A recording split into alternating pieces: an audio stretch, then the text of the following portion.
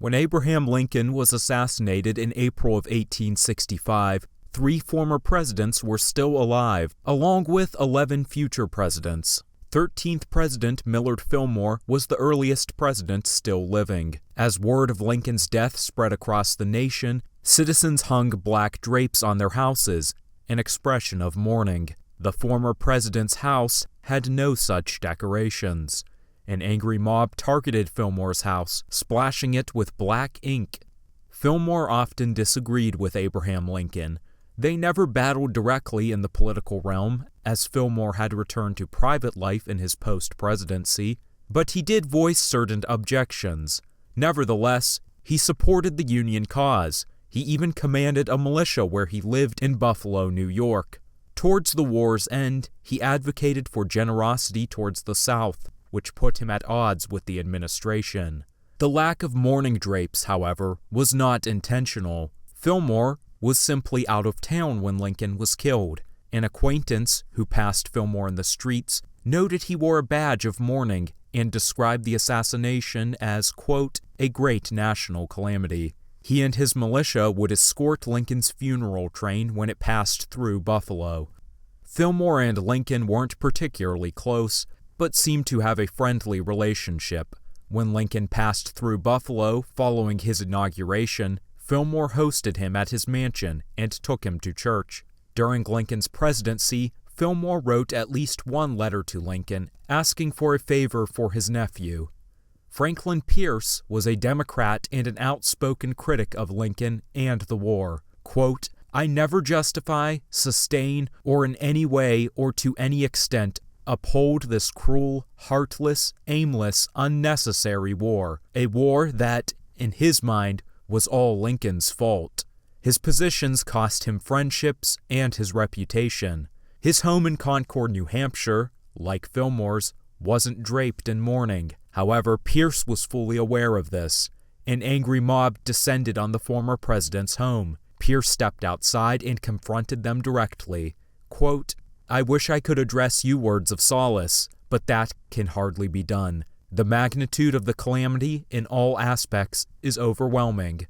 When his patriotism was questioned, due to his lack of mourning decorations, Pierce countered, quote, It is not necessary for me to show my devotion for the Star and Stripes by any special exhibition, or upon the demand of any man or body of men. If the period during which I served our state in various situations commencing more than 35 years ago have left any question of my devotion to the flag, the Constitution, and the Union in doubt, it is too late now to remove it by any such exhibition as the inquiry suggests.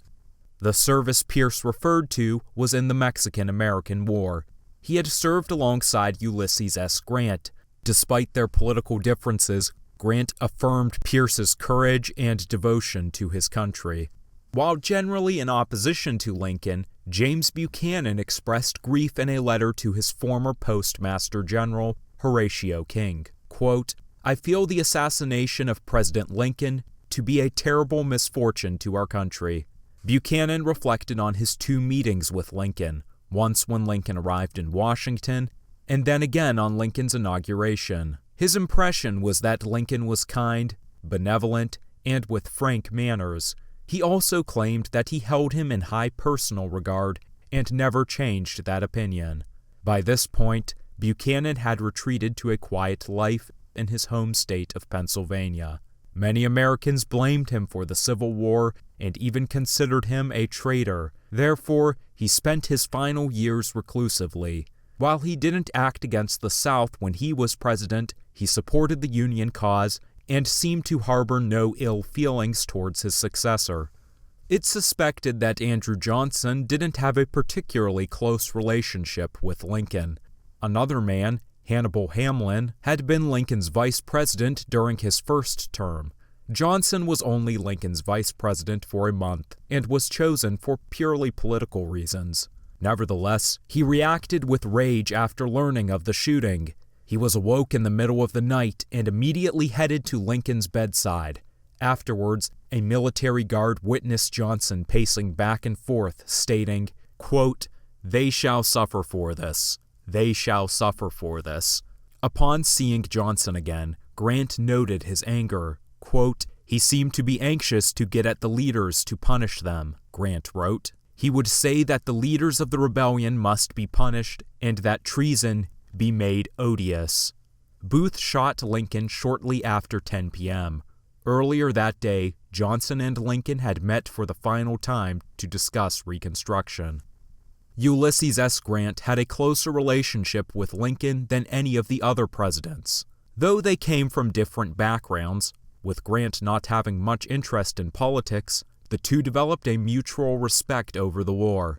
Some in the military castigated Grant as an inept drunk. Attacks from the press became so vicious that Grant even considered resigning. But Lincoln saw him as invaluable and repeatedly defended him. Quote, "I can't spare this man. He fights." In a letter written to Grant in January 1865, he even addressed Grant as a friend. At Lincoln's funeral, Grant stood alone, openly sobbing. He would later describe Lincoln as, quote, "the greatest man I have ever known." Grant was supposed to be Lincoln's guest of honor on the night of the assassination, and was in fact one of Booth's targets. However, he had declined Lincoln's invitation as he had planned to visit in-laws. Rutherford B. Hayes' thoughts are recorded in a letter written shortly after the assassination to his wife, Lucy. Quote, "When I heard first yesterday morning of the awful tragedy at Washington, I was pained and shocked to a degree I have never before experienced. The probable consequences, or rather the possible results in their worst imaginable form, were presented to my mind one after the other, until I really began to feel that there was a calamity so extensive that in no direction could be found the slightest glimmer of consolation." He did, however, take solace in knowing that Lincoln would be remembered as a martyr. Then Congressman James A. Garfield said of the assassination, quote, "It was no man who killed Abraham Lincoln. It was the embodied spirit of treason and slavery, inspired with fearful and despairing hate, that struck him down in the moment of the nation's supremest joy." In prior interactions, however, Garfield had less kind things to say about Lincoln. Though the two Republicans fought on the same side, they were often on different sides of factional divides. Whereas Millard Fillmore was concerned that Lincoln would treat the South too harshly, Garfield was the opposite. A young and passionate radical Republican, Garfield thought that Lincoln was far too merciful. Quote, "He'll probably be the man, but I think we could do better," he said of Lincoln during the 1864 election. There was perhaps even some personal animosity, as he'd refer to Lincoln as a second-rate lawyer. After Lincoln's assassination, riots broke out in the streets. Garfield delivered an impromptu speech to quiet the crowd. Curiously, at no point did he mention Lincoln by name. As Garfield aged, he reflected on Lincoln more positively. Quote, "He was the only great ruler whose wisdom grew with his power." As for later presidents, less is known about their reaction to Lincoln's death.